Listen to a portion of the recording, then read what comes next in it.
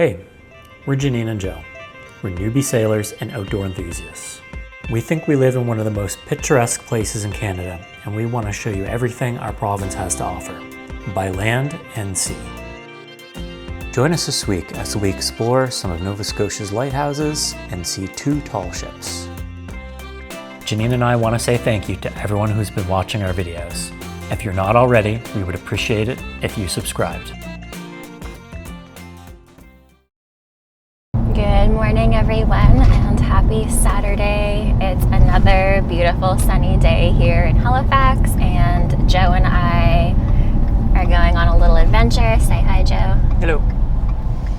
So this is something that Joe and I have talked about doing before we ever had our YouTube channel, but we want to make a mission to see all of the lighthouses in Nova Scotia, and there's a lot.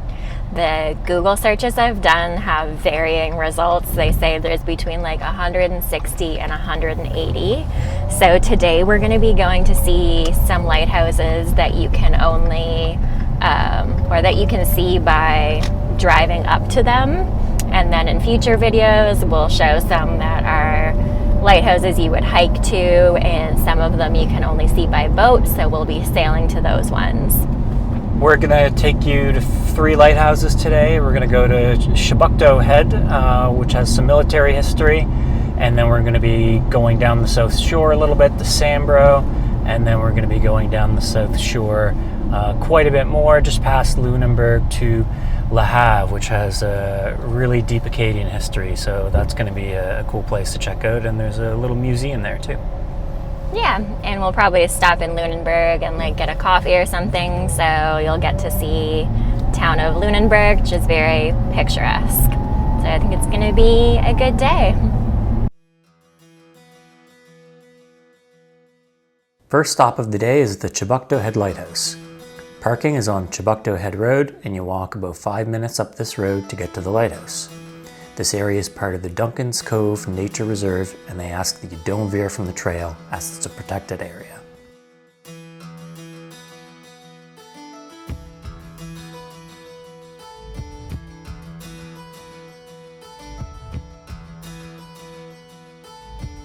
Hi everyone, we are here at the Chebucto Head Lighthouse right behind me.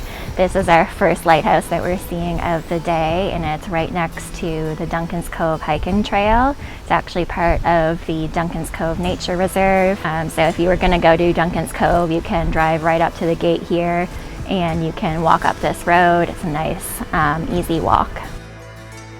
Chebucto Head has had 4 lighthouses and several keepers' houses.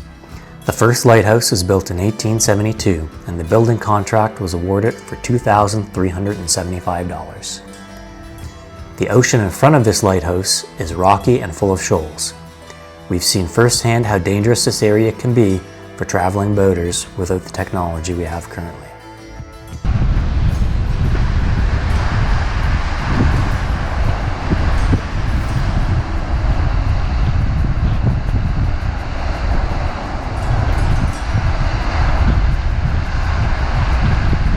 The second lighthouse was demolished in 1940. Additional coastal defenses were deemed necessary to counter the increased gun range capabilities of the battleships and cruisers from the German Marines. The remains of this structure are still here today next to the lighthouse. The Chebucto Head Lighthouse Society was formed in 2003 with the intention of preserving the site buildings and creating a community center. On May 15, 2004, a ribbon-cutting ceremony was held at the property to celebrate. Only 9 days after this, the lighthouse keeper's dwelling burned to the ground in a suspicious fire, and the society was forced to abandon its plans. The lighthouse still stands today and is a popular destination to stop and enjoy the views of Halifax's coastline. Okay, so apparently you can't drive up to the Sambro Lighthouse because it's on a private road. And they have multiple beware of dog signs, so we're not going to be getting up close to see that one, but you can kind of see it from another place in the area, so we're going to try that and see if we can get some shots of it. Our next stop of the day was meant to be the Sambro Harbour Lighthouse. which, as Janine mentioned, we found out was inaccessible. We have discovered since starting this journey that quite a few of Nova Scotia's lighthouses are actually on private property, and Google reviews are not always accurate. Hi everyone, we're here at the Fort Point Museum and Lighthouse in Lehave, Nova Scotia. This lighthouse is on the mouth to the Lehave River that goes all the way up to Bridgewater, and it's a really beautiful site. It's right on the ocean. We have some sailboats coming by. There's actually a wedding going on here today because it's just such a beautiful, picturesque place to be. This used to be a fort, so there are cool things like cannons. There's a smaller, older lighthouse on the site, so we're really excited to be here and check this out for the first time and take you guys along with us. Fort Point, a historic site in Nova Scotia, was built in 1632. The fort, with its 25 cannons, defended Lehave, the capital of New France, until 1636. Most of the inhabitants then moved to Port Royal in Annapolis, Nova Scotia. The fort was later destroyed and its ruins have since washed away. In 1876, the Canadian government erected a lighthouse with a keeper's dwelling on the point. It guided boaters in the Lehave River until 1954. The red fixed light was visible for 8 miles using lamps with reflectors. Lightkeepers used a hand-operated foghorn in thick fog conditions and received extra pay for answering signals. The lighthouse was demolished in 1954, but the keeper's house remained. It is now part of the Fort Point Museum run by the Lunenburg County Historical Society. An addition to commemorate the lighthouse that once stood here has been added to the museum.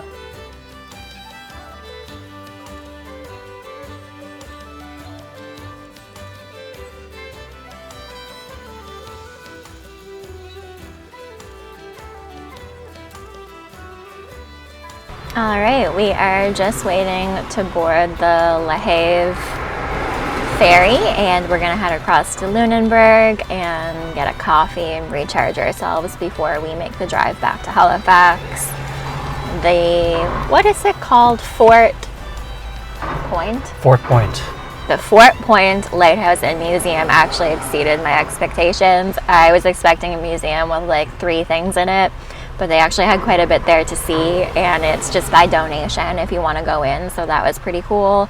They had a lot of different like sailing artifacts, so that was really interesting. Not just sailing, like pieces of the old lighthouse, tools, outfits, models of big ships that used to be in the area, lots of cool stuff. So, you know, for the scenic drive, you know, for free, for donation, it's a really great place to go. Yeah, we would definitely recommend that one.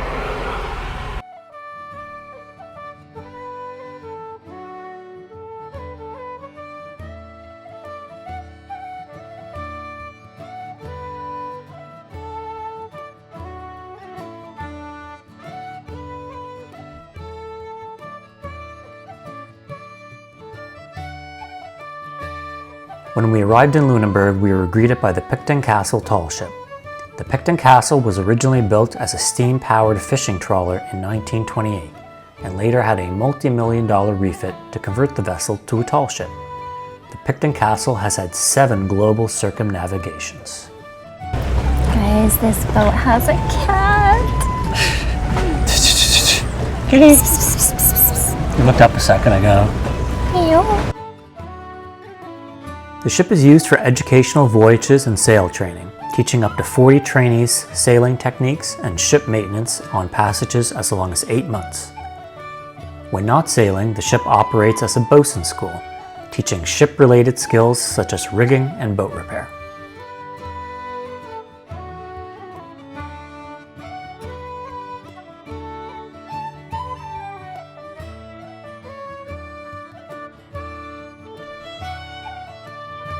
We got really lucky and we got to see a second tall ship that you may recognize from the Canadian dime, the Bluenose. The original Bluenose was a fishing and racing schooner designed by William Rouet. The Bluenose won the first Fisherman's Trophy in 1921, and for 17 years, no challenger, American or Canadian, could defeat this tall ship. The Blue Nose earned the title Queen of the North Atlantic and became a Canadian icon. The original Blue Nose struck a reef off Haiti in 1946. In 1963, the Blue Nose 2 was launched.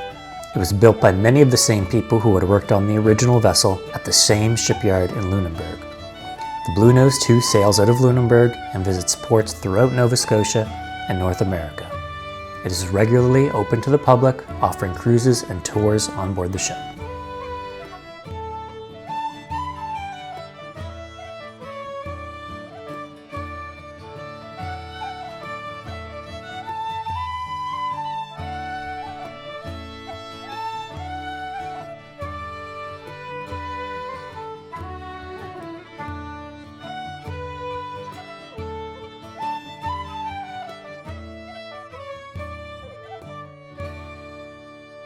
All right, so number 9 was closed, so now we're here at the Laughing Whale having a coffee and a sweet treat.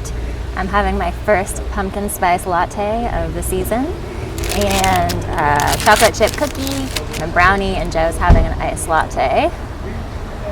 And a brownie. Also found they were selling these coffee bags for only $3.50 each. We thought it was kind of cool. We can use it for storage somewhere on like the boat or something. Very cool. Yeah, we're gonna find a spot somewhere for it. Yeah. And we have sidewalk seating here, so we just get to hang out and enjoy the sun and a breeze and kind of watch the traffic go by. We're only a few streets up from the waterfront. People watch. People watch. Cheers. Cheers. We are just heading out of Lunenburg. We had a nice end to our afternoon, had some coffee and a sweet treat, and we got to see the Blue Nose coming into port, which was a nice bonus. We didn't know that they were going to be getting back, and the timing just worked out perfectly. So we had a good afternoon. We saw 2 lighthouses, and we're going to keep doing some more exploring and see as many lighthouses as we can. Joe?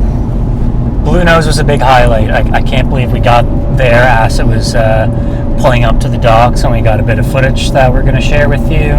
The lighthouses were cool today. South shore of Nova Scotia is full of gems, so if you are coming to Nova Scotia, you live in Nova Scotia, explore the southern shore.